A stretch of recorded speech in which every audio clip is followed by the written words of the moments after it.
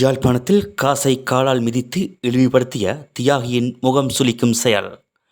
யாழ்ப்பாணத்தில் அண்மை காலமாக பிரபல்யம் அடைந்து வருபவர் தியாகி அறக்கொடை நிலையத்தின் நிர்வாகி வாமதேவா தியாகேந்திரன் அவர்கள். யாழ்ப்பாணத்தில் மக்களுக்கான பல உதவி நலத்திட்டங்களை வழங்கி வரும் அவர் அண்மை காலமாக பல சர்ச்சைக்குரிய கருத்துக்களை வெளியிட்டமை தொடர்பாக சமூக வலைத்தளங்களில் மிகவும் பிரபல்யம் அடைந்து வருகின்றமை குறிப்பிடத்தக்கது.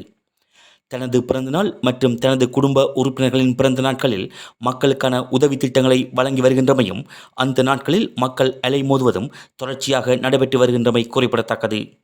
அந்த வகையில் இன்றைய தினம் தன்னுடைய மகளின் 40வது பிறந்த தினத்தை முன்னிட்டு மக்களுக்கான உதவிகளை வழங்கியுள்ளார்.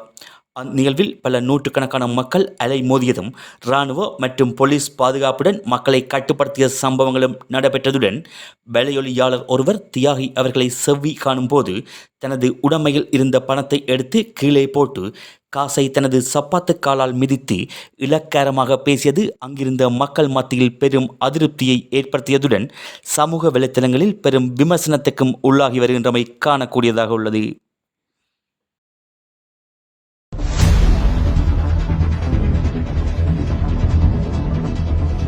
கணக்கில் எடுக்காதீங்க அம்மா, நான் ஒருத்தரையும் கணக்கில் எடுக்க மாட்டேன்.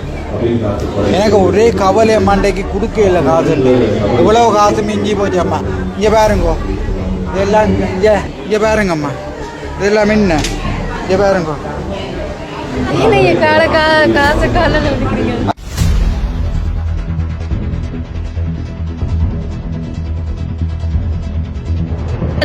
கணக்கில் எடுக்காதீங்க அம்மா, நான் ஒருத்தரையும் கணக்கில் எடுக்க மாட்டேன்.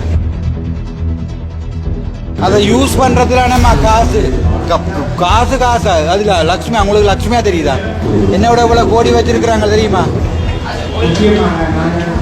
அதனால லக்ஷ்மி இல்லை, லக்ஷ்மி காசு காசா அதில் நானம்மா ஒருத்தரையும் கும்பிடு. இந்த வைரவர் வச்சிருக்கிறேன், வைரவர் கும்பிட மாட்டேன் தெரியுமா உங்களுக்கு? அந்த இடத்துல கணக்கில் எடுக்காதீங்க அம்மா.